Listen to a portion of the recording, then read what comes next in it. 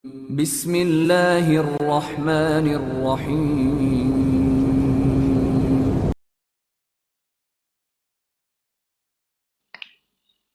Assalamualaikum warahmatullahi taala wabarakatuh.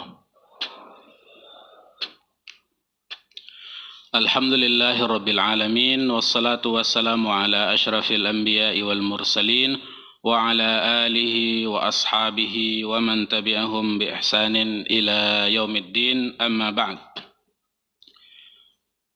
Bapak dan Ibu yang dirahmati Allah Subhanahu wa taala, alhamdulillah pada pagi ini kita bermuajahah kembali dalam suasana keilmuan. Insyaallah kita lanjutkan pembahasan ini terkait dengan cabang kedua dari 3 amalan yang tidak akan terputus pahalanya setelah kita meninggal dunia. Bulan lalu kita sampaikan tentang sedekah jariah. Ya. Sedekah jariah itu seperti yang sudah kita sampaikan, ada hadisnya terkait dengan 3 amalan, dan ternyata juga ada hadis lain yang mengatakan bahwa banyak sebenarnya amalan-amalan yang kalau kita kerjakan tidak terputus pahalanya setelah kita meninggal dunia. Di antaranya ada 7 amalan ya, yang sudah kita sampaikan bulan lalu. Pada kesempatan kali ini kita lanjutkan yang kedua, tentang anak soleh yang mendoakan kedua orang tuanya. Jadi anak soleh yang selalu mendoakan kedua orang tuanya. Ada beberapa pengantar yang disampaikan oleh pengarang di sini, Bapak dan Ibu. Saya bacakan: wa'lam anna al-wahid alladhi sayuwasilu birraka wa yadhkuruka bi khairin wa sidqin. Anak itu adalah orang atau satu-satunya yang akan terus mengenang jasa baik orang tuanya. Kita walaupun berbuat baik kepada orang lain, mungkin kadang orang lupa. Tapi yang tidak akan pernah lupa tentang kebaikan kita itu adalah anak kita. Wa huwal wahid alladhi sayad'u laka bistimrar. Anak itulah orang yang akan terus mendoakan kita setelah kita meninggal dunia. Kalau kita berdoa untuk guru kita, untuk sahabat kita, ketika kita ingat, alhamdulillah kita doakan. Tapi ada orang yang tidak akan lupa, yaitu anak. Jadi anak itu adalah investasi akhirat kita. Itu mabda'nya, Bapak dan Ibu yang dirahmati Allah Subhanahu wa taala. Oleh karena itu, karena anak itu adalah investasi akhirat kita, maka anak ini perlu disiapkan terus-menerus. Ya, makanya di dalam hadis itu dijelaskan dan dikaitkan dengan saleh, ya, waladin salihin, ya. Ada kaitannya. Kenapa harus disebutkan ada salehnya? Kata ulama, salah satu di antara kenapa ada diksi saleh di situ, yang pertama kaitannya adalah ini mengingatkan kepada sang anak bahwa dia harus terus mendoakan kedua orang tuanya. Dan di segi lain, juga pengingat bagi kedua orang tua. Alhamdulillah Allah berikan karunia yang sangat banyak kepada kita. Allah berikan nikmat istri yang soleh dan anak-anak yang soleh dan soleha. Maka tugas kita adalah menyiapkan mereka untuk terus menjadi orang baik dan dekat dengan agama, dan itu semua kembali pada kita, pada kebaikan kita. Sekarang mungkin kita hanya bisa mengkalkulasikan, oh anak saya misalnya berhasil, oh anak saya sudah kuliah, anak saya sudah begitu ya dalam kehidupan dunia kita selama ini misalnya. Kita belum merasakan. Tapi nanti kalau kita telah meninggal dunia,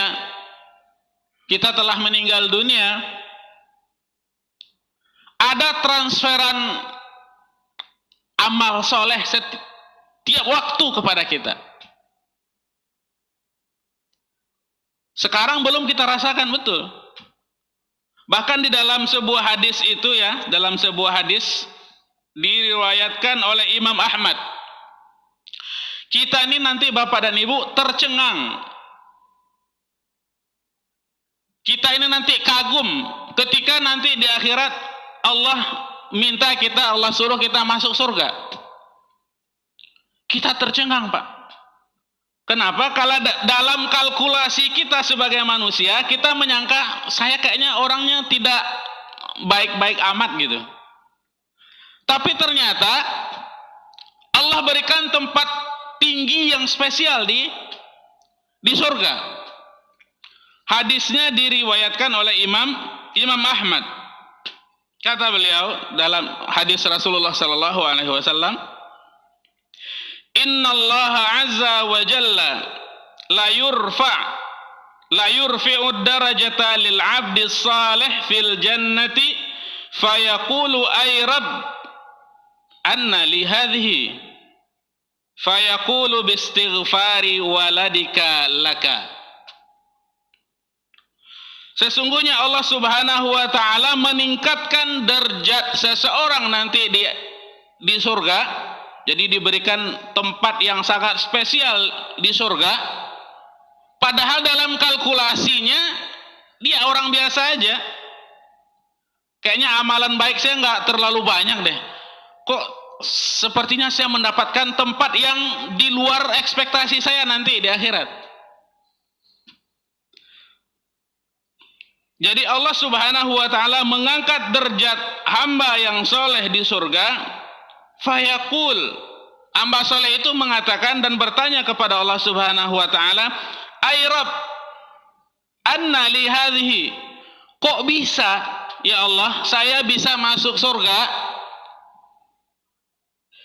Sepertinya amalan saya tidak terlalu banyak. Amalan saya tidak ya biasa seperti itu ya. Kok saya mendapatkan spesial sekali?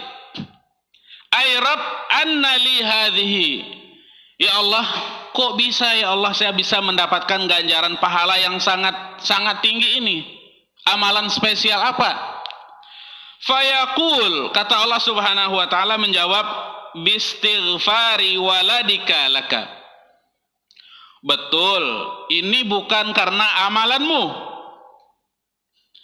Akan tetapi bistighfari waladika laka. Amalan ini adalah hasil dari istighfar, mohon ampunan yang diucapkan oleh anakmu selama dia masih hidup dan engkau telah meninggal dunia. Jadi Bapak dan Ibu yang dirahmati Allah Subhanahu wa taala, kita berusaha untuk baik. Kita hari demi hari berusaha untuk dekat dengan agama Allah, betul.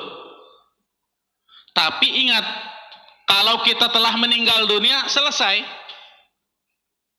Selesai itu urusan. Baik, ya udah ada selesai baiknya.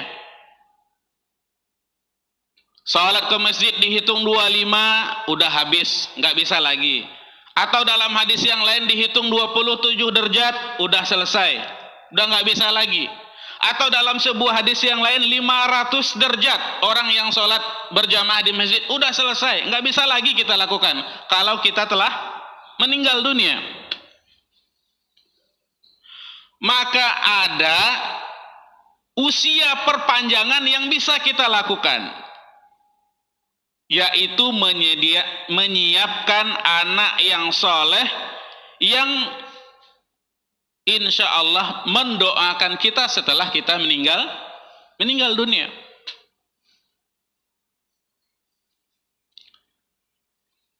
Bapak dan Ibu yang dirahmati Allah Subhanahu wa taala. Banyak sebenarnya hadis yang berkaitan dengan ini, ya. Tapi semuanya kembali pada satu pembahasan bahwa anak itu adalah investasi akhirat untuk kita. Oleh karena itu kita lakukan yang terbaik untuk anak. Pendidikan kita berikan yang terbaik untuk anak. Semampu kita tentunya. Pengajaran-pengajaran banyak sekali Bapak dan Ibu yang tidak bisa didapatkan di sekolah tapi didapatkan di rumah. Didapatkan dari petuah-petuah orang tua kita. Dan itu akan selalu terkenang. Ternyata itulah investasi akhirat kita untuk kita sebenarnya. Jadi Bapak dan Ibu, kalau Bapak dan Ibu misalnya menyekolahkan anak misalnya di pesantren sekarang ya biayanya mahal, atau di sekolah biasa juga tidak mesti di pesantren, itu ingatlah bahwa investasi yang Bapak keluarkan itu adalah untuk Bapak sendiri, untuk Ibu sendiri, bukan untuk orang lain. Karena kalau kita mengandalkan diri kita, udah 50, 60, 70, udah jarang sekarang juga orang yang berumur 80, Pak. Walaupun selalu sholat ke Masjid Ukhuwatul Ummah, dapat 25 atau 27 atau 500 derajat setiap sholat, atau dalam ganjaran yang lainnya sholat wajib itu dapat pahala ibadah haji dan umrah, ya. Kemudian setiap langkahnya dihitung sebagai pahala, langkah yang lainnya dihitung sebagai pengangkat dosa. Kalau kita telah meninggal dunia, itu habis, itu putus. Jadi mari kita coba fikirkan orang yang bisa melanjutkan amalan-amalan kebaikan kita. Orang lain mungkin saja mendoakan kita, murid kita mungkin saja mendoakan kita, kawan kita mungkin saja mau mendoakan kita, kalau dia ingat, kalau dia mau. Tapi ada orang yang tidak akan pernah melupakan kita. Siapa itu? Anak kita. Maka siapkan investasi itu. Hadisnya banyak Bapak dan Ibu. Saya coba tambahkan sedikit terkait dengan ini. Gimana Ustadz? Kan dalam Al-Quran itu, dalam surat An-Najm, Allah Subhanahu wa taala mengatakan, wa an laisa lil insani illa ma sa'a. Ya kan? Itu ayat. Bahwa manusia itu tidak akan mendapatkan kecuali apa yang dia usahakan. Yang dia usahakan. Kok bisa? Bagaimana cara memahaminya, Ustadz? Anak kita, kan itu bukan amalan kita. Kan kita telah meninggal dunia. Dalam Al-Quran, seseorang itu, manusia itu tidak akan mendapatkan pahala kecuali apa yang telah dia usahakan. Masa'a, sa'a itu fiilnya fiil madhi, past tense kalau dalam bahasa Inggrisnya, telah berlalu. Apa yang sudah kita persiapkan di masa lalu, itulah yang akan kita tuai. Kenapa kaitan dengan anak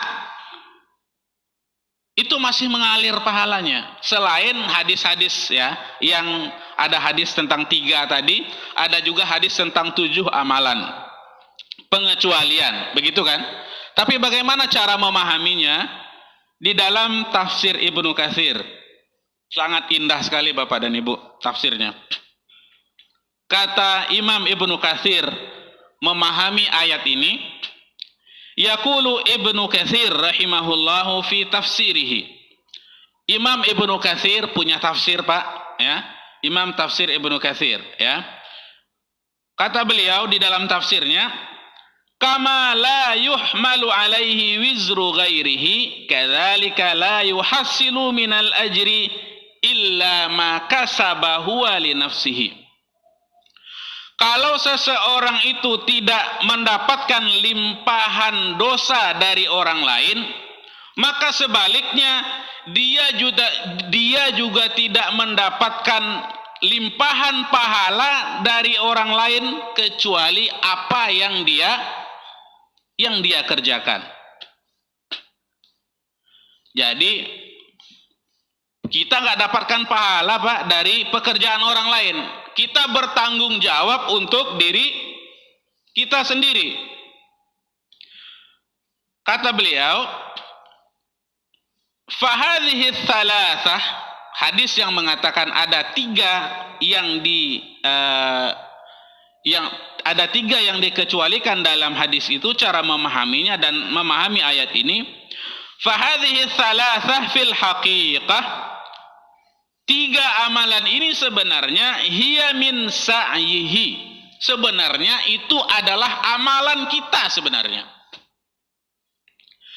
Jadi kita menyiapkan anak kita jadi anak soleh, disitulah kita diberi ganjaran. Sebenarnya ketika anak berdoa, ya Allah ampunilah dosa kedua orang tuaku ya Allah, begitu kan? Setiap waktu anak kita selalu mendoakan itu. Walaupun itu pekerjaan anak kita, tapi karena kita menyiapkan anak itu untuk terus berdoa untuk kita ketika kita masih hidup di dunia, maka itu dianggap pekerjaan kita yang masih ada. Gitu ya Bapak Ibu ya. Fahadhihi thalatha fil haqiqah hiya min sa'yihi wa kaddihi wa amalihi. Sebenarnya walaupun anak terus berdoa dan itu bukan amalan kita sebenarnya, tapi itu adalah amalan anak. Tapi karena kita telah menyiapkan anak kita menjadi anak yang soleh dan soleha, itu adalah amalan kita yang kita investasikan untuk akhirat. Makanya kita mendapat pahala. Jadi itu anak itu dapat pahala, kita yang didoakan atau orang tua yang telah meninggal dunia juga mendapat pahala karena itu adalah amalan soleh kita.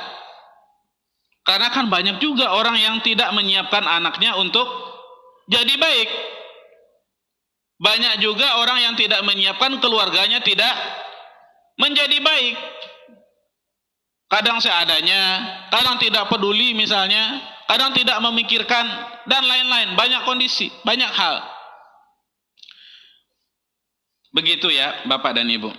Dikuatkan dalam hadis yang lain, hadisnya berbunyi, inna atyaba ma akala ar-rajulu min kasbihi wa inna waladahu min kasabihi. Ya, sesungguhnya anak itu adalah amalan bapaknya. Anak itu adalah dianggap amalan orang tuanya. Fahadha yadullu ala annal walida yantafi'u bi amali waladihi salih. Ini menunjukkan bahwa orang tua mendapatkan manfaat dari amalan anaknya yang soleh, li'annahu min kasabihi wa sa'ihi, karena itu juga dianggap amalan dia yang telah dia lakukan untuk mendidik anak yang baik. Wa kadzalikal di dalam hadis ini hanya al-walid. Walid itu ayah, tapi ibu juga dapat. Wa kadzalika al ibu juga. Bahkan Kan dalam prakteknya, dalam keseharian kita, karena kita sibuk dengan bekerja, karena kita sibuk di luar rumah, biasanya istri kita lah yang banyak menghandle anak kita. Makanya dikatakan di dalam pepatah Arab, al-ummu madrasatul ula. Ibu itu adalah sekolah paling pertama dalam kehidupan anak. Sebelum disekolahkan ke pesantren atau sebelum disekolahkan di kuliah baik S1 atau S2 atau S3, di rumah itu adalah sekolah utama, sekolah pertama yang menempah anak kita. Jadi bapak dan ibu mendapatkan pahala ganjaran yang diberikan oleh Allah Subhanahu wa taala karena amalan anak yang telah kita siapkan. Kemudian ada pertanyaan lain. Ustadz, bagaimana kalau anak itu tidak mendoakan kita? Apakah masih dapat pahala? Kan di dalam hadisnya itu, awwaladin salihin yad'u lahu, atau anak soleh yang mendoakan orang tua. Bagaimana kalau ada, Ustadz, anaknya nggak mendoakan dia? Masih dapat pahala atau tidak? Pertama, dibahas oleh ulama di sini.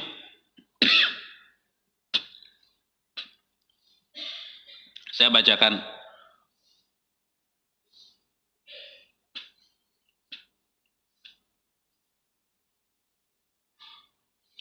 Ya. Dijelaskan, qayyada al-waladu bis-salih li'anna al-ajra la yuhassal min ghairihi wa innama dzakara du'aahu tahridan li al-waladi 'ala du'a li abihi sawa'un da'a lahu am la. Itu satu, Bapak Ibu ya. Karena anak itu tadi adalah manifestasi kita, investasi kita untuk akhirat, kita dapat pahala sawa'un da'a lahu aula. Apakah anak itu berdoa atau tidak berdoa, tetap kita dapat pahala. Tapi tentunya juga dalam kehidupan sehari-hari, kalau anak soleh pasti mendoakan kedua orang tuanya. Begitu. Baik.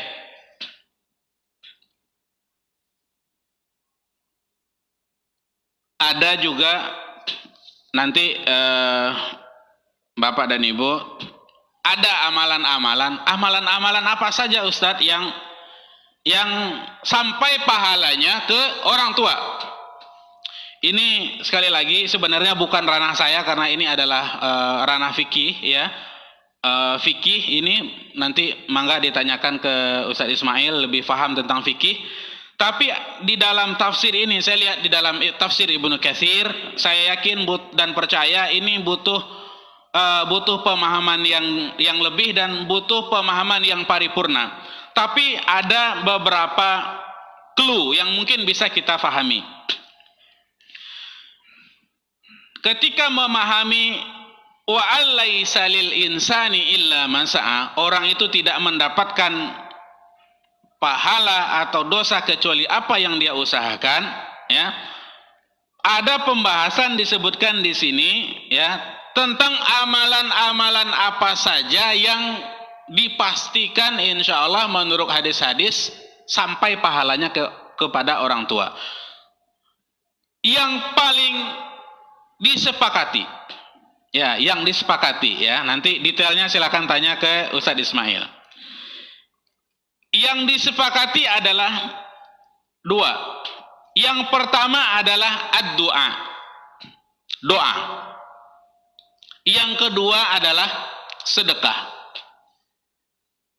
Itu dua amalan yang disepakati oleh ulama, pahalanya dipastikan sampai untuk orang tua. Kita doakan kedua orang tua kita, insya Allah sampai. kita berikan sedekah atas nama kedua orang tua kita, insya Allah sedekah itu sampai. Itu dua amalan yang disepakati oleh ulama. Ada juga amalan yang tidak disepakati, banyak pendapat, banyak perspektif. Nanti mangga dicari atau mangga ditanyakan. Di antaranya adalah al-qiraah. Al-qiraah itu membaca atau menghadiahkan bacaan Al-Fatihah atau Yasin atau yang lain-lain. Itu diperdebatkan oleh ulama. Tapi cluenya di sini dijelaskan oleh Imam Ibnu Katsir, wa min hadhil ayatil karimah istanbata Syafi'i rahimahullah. Dari ayat ini Imam Syafi'i mengambil istinbat hukum. Wa man ittaba'ahu, dan orang yang mengikutinya. Nah, ini Bapak dan Ibu perlu juga difahami. Ada Imam Syafi'i, ada Syafi'iyah. Ya. Itu dua yang berbeda. Imam Syafi'i, langsung Imam Syafi'inya. Kalau Syafi'iyah itu adalah mazhab orang yang ada setelahnya. Kadang-kadang itu ada perbedaan. Annal qira'ata la yasilu ihda'u thawabiha ilal mauta. Menurut Imam Syafi'i dan orang yang mengikuti beliau, bahwa hadiah membaca baik itu Al-Fatihah dan lain-lain, la yasilu ihda'u thawabiha ilal mauta, tidak sampai pahalanya kepada orang yang telah meninggal dunia. Sekali lagi Bapak dan Ibu, nanti silakan tanya detailnya, perspektifnya ke Ustadz Ismail. Saya bacakan tafsirnya. Yang disepakati dua tadi. Li'annahu laysa min amalihim wala min kasabihim. Karena itu bukan amalan dia. Walihadza lam yandab ilaihi Rasulullah sallallahu alaihi wasallam ummatahu wala hathahum alaihi wala arsyadahum ilaihi binassin wala ima. Karena ini tidak dijelaskan oleh Rasulullah sallallahu alaihi wasallam baik secara nas sarih atau secara ima atau diiyakan oleh Rasulullah sallallahu alaihi wasallam begitu. Walam yunqal dzalika an ahadin minas sahabah, tidak juga dijelaskan oleh diriwayatkan dari para sahabat, walau kana khairan lasabaquna ilaih. Kalau seandainya itu baik, itu tentu para sahabat akan sudah mendahului kita tentang hal ini. Lagi-lagi Bapak dan Ibu, ini sebagai pancingan saja, nanti silakan ditanyakan secara detail dari fikih mazhab arba'ahnya kepada Ustadz Ismail. Tapi yang perlu disampaikan adalah yang disepakati adalah doa dan sedekah. Adapun yang lain itu banyak yang mengkhilafkannya. Begitu Bapak dan Ibu yang dirahmati Allah Subhanahu wa taala. Masih ada sebenarnya pembahasannya juga, tapi saya cukupkan pembahasan ini sampai di sini. Mudah-mudahan bisa memancing kita, menstimulus kita bahwa kita yakin dan percaya umur kita ini singkat, Bapak Ibu. Umur kita ini sangat singkat. Mari kita siapkan orang yang akan terus mendoakan kita setelah kita meninggal dunia. Siapa itu? Kawan, iya. Sahabat, iya. Tetangga, iya. Kenalan baik, iya. Istri, iya. Tapi ada orang yang tidak akan pernah melupakan kita, yaitu anak kita. Yang lain mungkin ingat, mungkin lupa. Kadang ingat, kadang lupa. Jarang ya, setelah kita selesai sholat, kita pasti ingat kedua orang tua kita. Allahumma ighfir lana dzunubana wa liwalidina warhamhum kama rabbawna shighara. Itu paling tidak doa yang tidak pernah kita tinggalkan. Kemudian Rabbana atina fid dunya hasanah wa fil akhirati hasanah wa qina adzabannar. Demikian pembahasan ini saya sampaikan Bapak dan Ibu. Saya punya satu permohonan. Mohon izin Pak Mugi. Biasa Bapak dan Ibu, dosen itu kerjaannya tahu lah ya Bapak ya, 3 tridharma, mengajar, menulis, dan mengabdi. Ya, kayak gini nih mengabdi namanya. Ada juga menulis. Alhamdulillah, semua kegiatan saya di Masjid Ukhuwatul Ummah itu saya tuliskan. Saya tuliskan dalam bentuk jurnal. Ya, ada yang diterbitkan di jurnal internasional, ada yang diterbitkan di jurnal biasa. Ya, karena itu adalah tugas kita dan itu kewajiban kita, kewajiban saya sebagai dosen. Nanti untuk pengajian kita tentang buku Kaifatutilu Umrakal Intaji, saya ingin membuat sebuah tulisan karya ilmiah, insya Allah nanti diterbitkan di jurnal begitu ya. Saya mohon Bapak dan Ibu mengisi datanya. Saya ada beberapa pertanyaan, 13 pertanyaan. Saya minta tolong sama Pak Asep atau Pak Nur dibagikan itu sekarang sebentar. Kemudian kita isi sebentar, checklist saja. Checklist sesuai dengan pemahaman Bapak dan Ibu. Ini bukan salah atau bukan benar ya, bukan salah bukan benar, tapi ini adalah sumber data yang akan saya gunakan untuk menulis artikel jurnal. Terima kasih Bapak dan Ibu. Dan kalau ada pertanyaan sambil ini ditulis, dijawab, mangga silakan. Saya kembalikan ke Pak Mugi dulu.